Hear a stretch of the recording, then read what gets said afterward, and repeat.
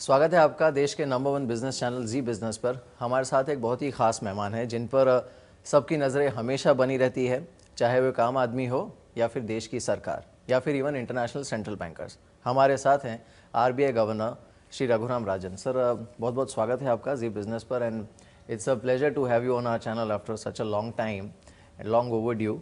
But सबसे पहले sir, एक जो मेरा बेसिक सवाल है, बिकॉज जो एक आम आदमी है वो हर बार जब पॉलिसी आती है तो वो अखबार उठा के या चैनल्स पे हेडलाइंस देखता है कि आरबीआई ने ब्याज की दरें घटाई। और पिछले साल यानी 2015 जनवरी से लेकर अब तक अगर हम देखें तो आरबीआई ने 150 बेसिस पॉइंट का कट डिलीवर कर भी दिया है। फिर वो ये सोचता है कि मुझे फ़ायदा क्यों नहीं हो रहा, बिकॉज हम जो देश के सबसे बड़े लेंडर्स हैं उनका भी अगर देखें तो कट अराउंड 70 बेसिस पॉइंट से ज़्यादा नहीं हुआ है। ये जो लैग इन ट्रांसमिशन है, ये is it disturbing you? Banks क्यों कट नहीं कर रहे हैं रेट्स? हाँ ये तो बहुत बड़ा समस्या है और इसलिए कल हमने ब्याज दर को 25 बेसिस पॉइंट से काटा, लेकिन हमने और कई उपाय we have taken other measures, जैसे कि हमने एक जो इनका लेंडिंग रेट है वो बेस रेट पे डिपेंड होता था। करेक्ट। हमने उनको कहा है कि आप जिस तरह से बेस रेट कैलकुलेट कर रहे हैं वो ठीक नहीं है, आपको मार्जिनल कॉस्ट लेना है। जो आप डिपॉजिटर्स को आज दे रहे हैं उसको लेके आपको कैलकुलेट करना है कि आपका कॉस्ट क्या है और आपका ट्रांसमिशन रेट क्या होगा। तो वो अप्रैल 1 से जो शुरू हुआ है उसको हम कहते हैं मार्जिनल कॉस्ट लेंडिंग रेट। और वो MCLR बेस रेट से अभी कई बैंकों ने काफ़ी काटा है। मेरे ख्याल में 25 बेसिस पॉइंट्स ऑन एवरेज नीचे है, मीडियन 25 बेसिस पॉइंट कम हुआ है हमारे काटने से पहले हुआ है। और ओवरनाइट रेट 50 बेसिस पॉइंट्स कम हुआ है। तो मेरे ख्याल में ये रेट कट के बाद और ये MCLR के बाद आम आदमी को अपने EMI में थोड़ा फर्क देखना चाहिए। एक वो है।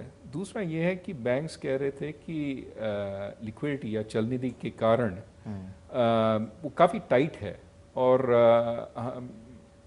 ये कॉस्ट ऑफ फंडिंग काफ़ी ज़्यादा है क्योंकि लिक्विडिटी नहीं है मार्केट में। तो हमने कई मेजर्स लिए हैं कल जिससे लिक्विडिटी मार्केट में आए। जैसे कि एक तो हमने जो हम ओपन मार्केट ऑपरेशंस करते हैं वो हम थोड़ा बढ़ाएंगे ताकि वो सिस्टम जो अभी लिक्विडिटी डेफिसिट में है वो न्यूट्रल की तरफ जाए। और जो रेट हम बैंकों को पैसा देते हैं वो MSF रेट, उसको हमने 75 बेसिस पॉइंट कम किया है।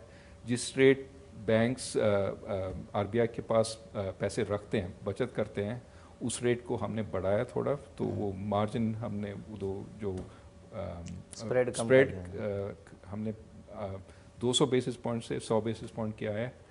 और फिर कई और मेजर्स हमने लिए हैं कल जिससे कि मार्केट में ज़्यादा लिक्विडिटी हो और ये ट्रांसमिशन जल्दी से हो। अब सर, साथ ही ये जो बैंक्स की दलील थी, और जैसे आपने खुद भी कहा कि एक तरफ उनकी दलील थी लिक्विडिटी की, जो दूसरी दलील थी वो थी उनके प्रॉफिटेबिलिटी की। और ये आपने खुद भी ये कंसर्न्स पहले भी रेज़ की हुई हैं कि बैंक्स बहुत ज़्यादा इस पर फोकस करती हैं बजाय इसके कि क्रेडिट ग्रोथ बढ़े या फिर कंज्यूमर को कर्ज सस्ता मिले, आसानी से भी मिले और सस्ता भी मिले। तो क्या अब ये माना जाए कि आरबीआई ने भले ही 25 बेसिस पॉइंट कट किया हो, लेकिन बैंक्स के पास गुंजाइश है, बिकॉज पहले का भी ट्रांसमिशन पेंडिंग है, प्लस अब मार्जिनल कॉस्ट पे लेंडिंग रेट हो गया है एंड साथ ही और एक कट आपकी तरफ से आ गया है। तो इन सब को अगर हम कंपाइल करके देखें तो बैंक्स के पास ज़्यादा है, बैंक्स के पास ज़्यादा रूम है। और दूसरा ये है, आपने ठीक कहा है कि वो ये देख रहे हैं कि हर कस्टमर जो उनके पास है उनसे कैसे ज़्यादा आमदनी मिल जाए। लेकिन उनको ये सोचना चाहिए कि नए कस्टमर से उनको कैसे ऑनबोर्ड करें और उनसे कैसे प्रॉफिट बनाएं। तो उनको अभी क्रेडिट ग्रोथ की तरफ देखना चाहिए और जब हम देखते हैं तो पिछले साल credit growth private sector banks में काफ़ी हुई है, लेकिन पब्लिक सेक्टर बैंक्स में नहीं हुई है। तो पब्लिक सेक्टर बैंक्स को देखना चाहिए। अभी गवर्नमेंट ने भी कैपिटल डाला है, हमने भी कैपिटल डाला है। वो एक कैपिटल के साथ क्रेडिट ग्रोथ अगर ठीक तरह से ले आ सकें तो अर्थव्यवस्था के लिए अच्छी होगी। इसमें बहुत महत्वपूर्ण चीज़ है कि ठीक तरीके से क्रेडिट ग्रोथ ले आए, सही तरीके से। क्योंकि अगर क्रेडिट क्वालिटी अच्छी नहीं हो तो प्रॉब्लम्स हो सकते हैं। बिल्कुल। Before we move on to the asset quality part, एक सवाल है कि जैसे आपने कहा डिपॉजिट रेट से लिंक अब हो गया है लेंडिंग रेट, लेकिन ये कंप्लेंट भी है आम आदमी की, और वो शायद पूरा जो अरिथमेटिक होता है वो समझता नहीं है बैंकिंग सिस्टम का, तो उससे बस ये दिखता है कि यार जो डिपॉजिट रेट्स थे वो तो इतने जल्दी कम हो गए, यानी अगर मैं एफडी रखता हूँ तो मुझे कम मिलता है ब्याज, लेकिन जब मैं कर्ज लेने जाता हूँ तो मुझे अभी भी महंगा लेना पड़ रहा है। इसमें एनोमली दिख रही है आपको अभी कोई, या राइट नाउ इक्विलिब्रियम? थोड़ा सा तो अनोमली है कि वो जो लेंडिंग रेट्स थे वो कम नहीं हुए जितना डिपॉजिट रेट्स कम हुए। आपने पहले शुरुआत में कहा था कि डिपॉजिट रेट्स शायद 100 बेसिस पॉइंट्स नीचे आए हैं, लेकिन लेंडिंग रेट्स सिर्फ 60 बेसिस पॉइंट्स नीचे आए हैं। तो अभी जो मेजर्स हमने लिए हैं उनसे मेरे ख्याल में लेंडिंग रेट्स भी कम होंगे, लेकिन आम आदमी ये भी पूछता रहता है कि तब मुझे 9% मिलता था, अभी मुझे 7% मिलता है, तो ये 200 पॉइंट्स कैसे कम हुए? ट्रू। तो मेरा जवाब ये है कि तब तो महंगाई तो 11% थी और आज 5% है। तो जो रियल रेट है, मतलब आपकी असली जो बचत है, असली जो आमदनी है, वो तो आजकल 2 परसेंटेज पॉइंट्स हैं। और पहले तो नेगेटिव था। आप जो आपका इंटरेस्ट रेट आ रहा था नेगेटिव, असली में नेगेटिव था। महंगाई ज़्यादा बढ़ रही थी और ब्याज आपको कम मिल रहा था। राइट। अब सर अगर हम असेट क्वालिटी की बात करें, बिकॉज ये आपने बहुत अहम चीज़ की कि कहीं की जो क्रेडिट ग्रोथ है वो सही तरीके से बढ़ना ज़रूरी है। Now you know the general feeling right now is because of जिस तरह की हेडलाइंस भी हमने देखी हैं, जिस तरह के डिफ़ॉल्ट्स हुए हैं, एक जनरल परसेप्शन ये है कि अगर मैं एक बोरोअर हूँ, if I borrow 5,000 rupees from banks then it is my problem, but if I borrow 5,000 crore from bank तो वो बैंक की प्रॉब्लम है। और वो ये जो फीलिंग है, it's not good for any banking system and specially for central bank. ये तो हर बैंकिंग सिस्टम में है, ये इंडिया के लिए स्पेशल नहीं है। जब आप छोटे आदमी हैं तो बैंक तो काफ़ी टफ है आपके साथ, जब आप बड़े आदमी हैं तो बैंक का सर्वाइवल आप पे डिपेंड करता है, तो वो आपके साथ काफ़ी sweeter. But does it bother you as a central bank? ये रियलिटी है, लेकिन इसको हम बदल सकते हैं। और इसलिए हम कह रहे हैं कि जो बड़े लोग हैं जिन्होंने काफ़ी पैसे लिए हैं सिस्टम से, उनको सिस्टम को मैनिपुलेट नहीं करना चाहिए। उनको जब वो पैसे वापस दे सकते हैं तो उनको देना चाहिए। ये नहीं कि आप डिफ़ॉल्ट आप इनको पैसे नहीं देते हैं, उनको पैसे नहीं देते हैं और कहीं और से पैसे लेते हैं, और जो इक्विटी है वो आपकी इक्विटी नहीं है, वो बोरोड इक्विटी है। तो आपका बिहेवियर ठीक होना चाहिए। तो मेरे ख्याल में तो वातावरण बदल रहा है, और इंडिया में आजकल कोर्ट्स इतने फ्रेंडली नहीं है बड़े बोरोर्स के साथ। जो इन्वेस्टिगेटिव एजेंसीज हैं वो देख रहे हैं कि क्या हो रहा है, आप सिस्टम को कैसे मैनिपुलेट कर रहे हैं। ये सब ठीक बात है, होना चाहिए। और आप देख रहे हैं कि हमने भी रेगुलेशंस टाइटन किया काफ़ी किया है, और ये AQR के बाद हमने बैंकों को कहा है कि अगर वो पैसे नहीं दे रहे हैं तो NPA बना दो, और जो एक्शन लेना है तो एक्शन ले लो, और डोंट वरी कि कौन है, उनके पास क्या कनेक्शंस हैं। गवर्नमेंट ने भी ये कहा है तो हम एक्शन ले रहे हैं। लेकिन इन सब चीज़ों में हमें इसका ध्यान रखना है कि हमें निवेश चाहिए, हमें इन्वेस्टमेंट चाहिए, और इन्वेस्टमेंट कौन करेगा? कॉर्पोरेट्स करेंगे। कॉर्पोरेट्स करेंगे, उनको रिस्क लेना है, जोखिम लेना है। और कभी कभी रिस्क लेते वक्त कई चीज़ें होते हैं, जैसे कि प्राइसेस गिरते हैं, बाहर से डिमांड नहीं आती है, या एग्रीकल्चर रूरल एरिया से डिमांड कम होती है, तो for genuine reasons project fail हो सकती है। ट्रू। तो इसलिए हमें ये ध्यान से हैंडल करना चाहिए कि जो भी फेलियर्स हैं उनको ये नहीं कहना चाहिए कि आप क्रिमिनल हैं, आपको विलफुल डिफॉल्टर, आप विलफुल डिफॉल्टर हैं, आपने डिफॉल्ट किया, ये बहुत बड़ी शर्म की बात है, आपका नाम छपा देंगे हर अखबार में। थोड़ा ध्यान से लेना चाहिए कि जो विलफुल डिफॉल्टर हैं उनको पनिश करना चाहिए। जो defaulter because of no fault of theirs, जिन्होंने अपने कारण से डिफॉल्ट नहीं किया, उनको थोड़ा लीवे देना चाहिए, वरना कोई निवेश नहीं करेगा। बिल्कुल। लेकिन ये क्या बैंक्स इसमें थोड़ी और अलर्ट रह सकती थी अब तक जो सिचुएशन हुई है? जरूर, वो डिफरेंशिएशन शायद उन्होंने किया ही नहीं। नहीं, अगर आप ब्लेम लेवल करना चाहते हैं तो ब्लेम हर जगह लेवल कर सकते हैं, हर एक को दे सकते हैं, इन्वेस्टिगेटिव एजेंसीज को, प्रमोटर्स को, कोर्ट्स को, रेगुलेटर को, बैंकों को। एक तो हर जगह ब्लेम लगा सकते हैं और हर जगह लगा भी नहीं सकते हैं। क्योंकि जब 2007-2008 में ये सब प्रोजेक्ट्स लोगों ने शुरू किया है, तब एक उत्साह का वातावरण था। लोग सोच रहे थे कि हमारा ग्रोथ रेट 7-8-9% है, और जो पहले के प्रोजेक्ट्स हैं तो वो तो फटाफट ख़त्म हुए, फिनिश स्टार्ट करके इरेक्ट हुए। और इसलिए अभी जो आगे के प्रोजेक्ट्स हैं उनमें ज़्यादा लेवरेज ले सकते हैं, कम इक्विटी डाल सकते हैं, और बैंकों एक दूसरे के साथ compete कर रहे थे कि आप मेरे पैसे ले लीजिए, उनका पैसे मत ले लीजिए, हमारे पैसे ले लीजिए। और जो क्रेडिट इवैल्यूएशन था, प्रोजेक्ट इवैल्यूएशन था, उनका क्वालिटी भी काफ़ी कम हुआ उस वक्त। ये तो हर बैंकिंग सिस्टम में होता है। तो मेरे ख्याल में उसके कारण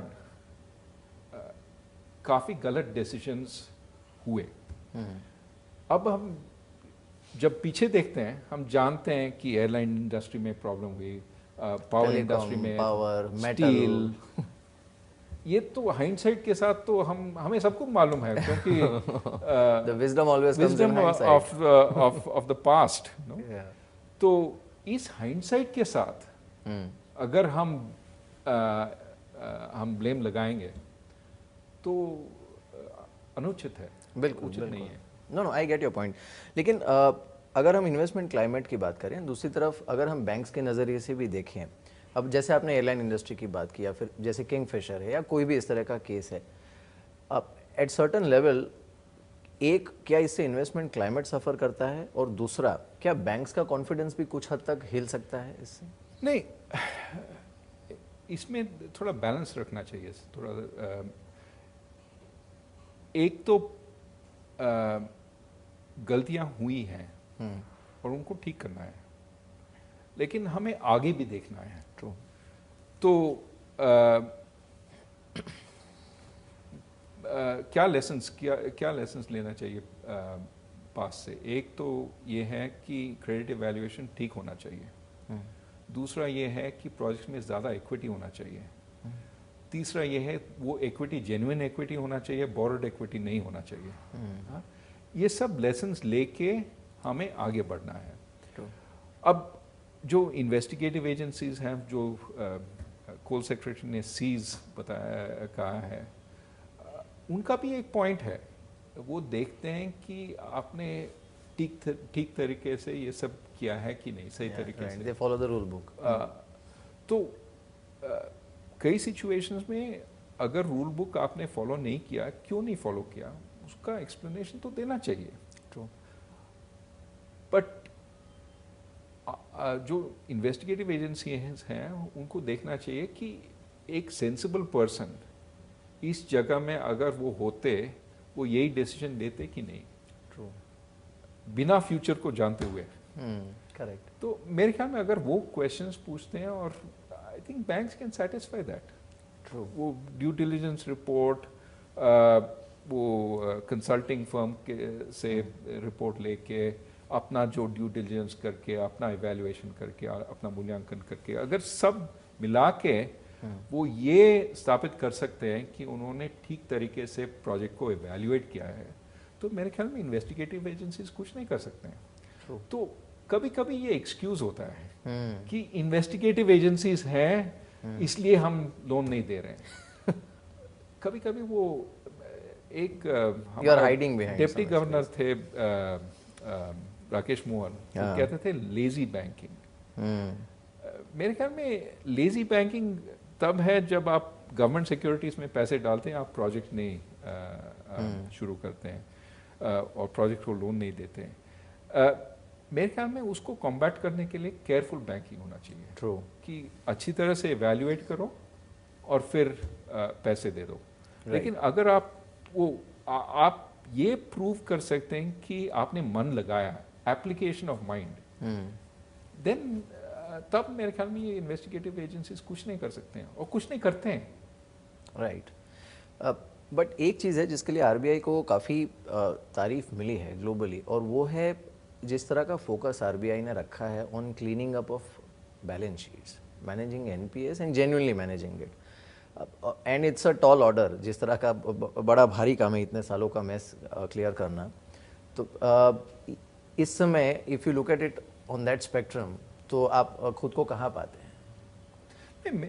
मेरे ख्याल में लोग ये भी प्रश्न पूछ सकते हैं, आपने पहले क्यों नहीं कहा किया, इतनी देर तक वेट क्यों किया? आई एम बीइंग ऑप्टिमिस्टिक जब से शुरू हुआ। लेकिन हमने एक कारण है क्यों हमने उस टाइम में बैंकों को नए पावर्स दिए हैं, जैसे कि ये एसडीआर मैकेनिज्म, जैसे कि 525 वगैरह।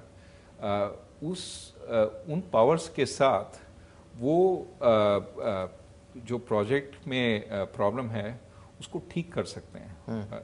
क्योंकि हमें ये नहीं करना है कि प्रोजेक्ट को बिल्कुल स्टॉप करें और उसको समाप्त करें। We want projects to get finished. True. तो इसलिए हमने उनको ये पावर्स पहले दिए।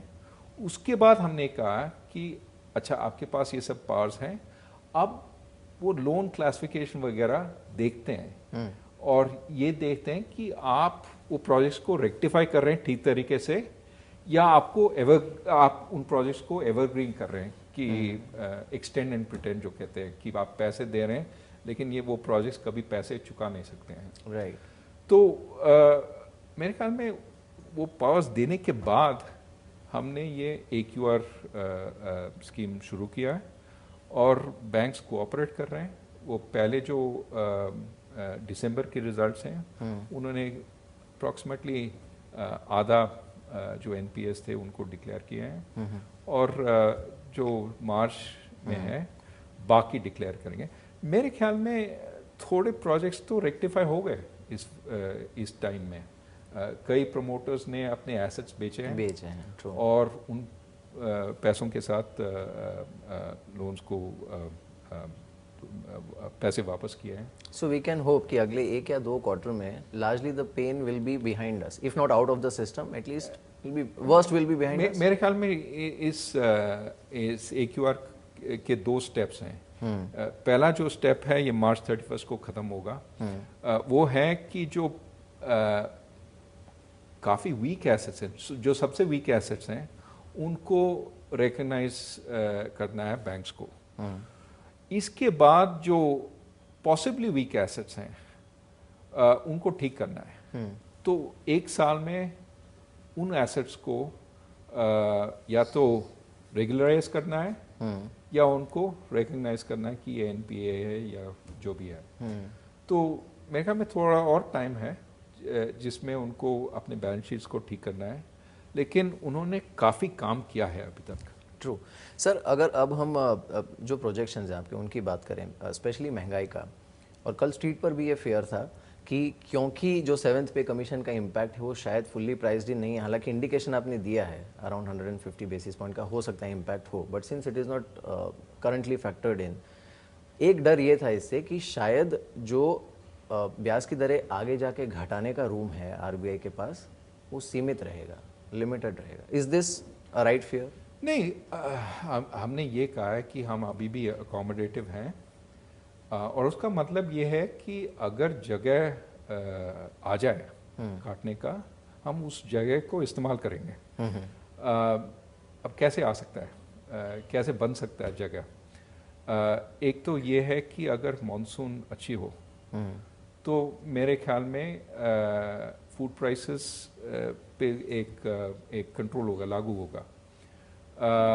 दूसरा ये है कि जो अभी इन्फ्लेशंस के रीडिंग्स हैं, अभी जो फरवरी का रीडिंग था वो 5.18 था।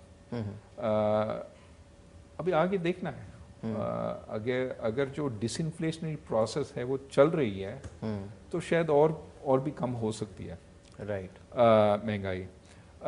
तीसरा ये है कि ये जो ऑयल प्राइसेस हैं अगर वो भी नीचे रहते हैं तो उससे भी थोड़ा रूम आ सकता है। और ग्लोबली जो महंगाई चल रही है वो तो 1-2% चल रही है, बस इंडिया में काफ़ी ज़्यादा है, और ब्राज़ील, रशिया वगैरह उनमें भी काफ़ी ज़्यादा है। तो अगर हमारी महंगाई दुनिया की महंगाई की ओर जाती है तो उससे भी थोड़ा रिलीफ मिल जाएगा। तो हम देख रहे हैं, अगर जगह मिल जाए तो हम इस्तेमाल करेंगे, लेकिन जितना जगह था वो हमने इस्तेमाल किया है। हम पॉकेट में नहीं रखते हैं monetary accommodation. Right sir, one last question. एक जो रेडिकल स्कूल ऑफ थॉट है वो ये भी है, I am referring to the black money issue, and क्योंकि इस पर ग्लोबली हम देख रहे हैं कि काफ़ी अवेयरनेस है, काफ़ी कुछ अभी भी हमने देखा खबरें इस तरह की आई हैं, बट माई क्वेश्चन इज कि एक थॉट ये भी है कि भारत जैसे देश में जहाँ पे पर कैपिटा इनकम अभी भी काफ़ी लो है compare to western countries, and compare to that जो करेंसी इन सर्कुलेशन है उसका काफ़ी बड़ा हिस्सा जो है that is in a very high denomination currency notes, और साथ ही जो डिपॉजिट का रेशियो है compare to the total money supply वो भी कम है कंपेयर टू अदर कंट्रीज और develop countries, I would say like maybe UK और यूएस। तो क्या ये एक उपाय हो सकता है कि जो डिनोमिनेशन है करेंसी का उससे थोड़ा रैशनलाइज किया जाए या फिर कम किया जाए, so that the transaction in cash और द ट्रांजैक्शन इन ब्लैक जो कि टिपिकली कैश में होता है, it becomes much more difficult. आपको 1 करोड़ रुपया किसी को अगर कैश में देना है, it's far more easier to pay that in 1,000 rupee denomination than in 100 rupee. आप ठीक बात कह रहे हैं, लेकिन जो हाई डिनोमिनेशन है बाकी कंट्रीज में, तो यूरो एरिया में 500 यूरो का नोट है, और स्विस एरिया में 1000 स्विस फ्रैंक्स हैं, और मेरे ख्याल में सिंगापुर में 10,000 सिंगापुर डॉलर है। तो इनका जो मूल्य है, इनका जो वैल्यू है वो ट्रांजैक्शंस के लिए नहीं है, वो बस स्टोरेज के लिए है। इंडिया में जो 500 रुपए का नोट है वो काफ़ी ट्रांजैक्शन के लिए यूज़ होता है। आप देखते होंगे कि एटीएम से क्या निकलता है, एटीएम से 500 रुपए के नोट ही निकलते हैं, कभी कभी कई एटीएम से 1000 रुपए नोट निकलते हैं। तो इंडिया में कम जगह है, क्योंकि अगर हमारे पास 10,000 या 1 लाख का नोट था तो शायद यूरो एरिया या स्विस फ्रैंक्स की तरह हम उनको निकाल सकते आसानी से। राइट। फाइनली सर, जो ग्लोबल इकोनॉमिक सिचुएशन है, स्पेशली जिस तरह के हेडविंड्स हम यूएस से देखते हैं या फिर यूरोपियन यूनियन से जिस तरह के इकोनॉमिक इंडिकेटर्स हैं इस समय, what is your assessment? Are we going to look at a new wave of quantitative easing? Because ये काफ़ी डिबेट हुआ था पिछली बार जेनेट येलेन के बयान के बाद, and global markets are actually very hungry for it. मेरा विचार है कि ये क्वांटिटेटिव ईजिंग से कुछ खास नहीं होता, सिर्फ मार्केट को थोड़ा उत्साह मिलता है। निवेश, जो सबसे इम्पोर्टेंट चीज़ें हैं, निवेश, अर्थव्यवस्था की गति, उससे कम फर्क पड़ता है। तो अगर मैं ग्लोबल सेंट्रल बैंकर होता तो मैं इसको बंद कर देता, लेकिन मैं नहीं हूँ। So somebody has to bite the bullet. नहीं, मेरे ख्याल में it has to be a gradual withdrawal, can't be quick. तो आराम से लोगों को एडवर्टाइज करके आपको ये मेजर्स को विड्रॉ करनी चाहिए। लेकिन प्रॉब्लम ये है कि जैसे कि आप विड्रॉ करने की बात करते हैं वो शब्द ही जैसे तो आपका करेंसी स्पाइक हो मजबूत होता है, स्ट्रेंथन होता है, और तो आप घबरा जाते हैं कि ये करेंसी स्ट्रेंथन करने से हमारे जो इंडस्ट्रीज़ हैं उनको तकलीफ़ पड़ेगी, तो वो मेजर्स विड्रॉ कर देते हैं। तो मेरे ख्याल में थोड़ा इसको ख़त्म करने के लिए सेंट्रल बैंकर्स को थोड़ा करेज होना चाहिए। But you're confident about India's growth prospects in the current scenario, keeping everything in mind, maybe a likely normal monsoon, मेरे ख्याल में हम corporate performance. हमारा हमारी अर्थव्यवस्था की गति बढ़ेगी, और हम एक जेंटल रिकवरी में देखते हैं। अगर अच्छी मानसून हो तो मेरे ख्याल में गति बढ़ सकती है। And we can see more rate cuts also then. वो तो आप कह रहे हैं, मैंने कुछ नहीं कहा इसके बारे में। Right. All right, sir. Thank you so much for joining us. Thank Pleasure you. having you on the show. Thank Thank you, sir.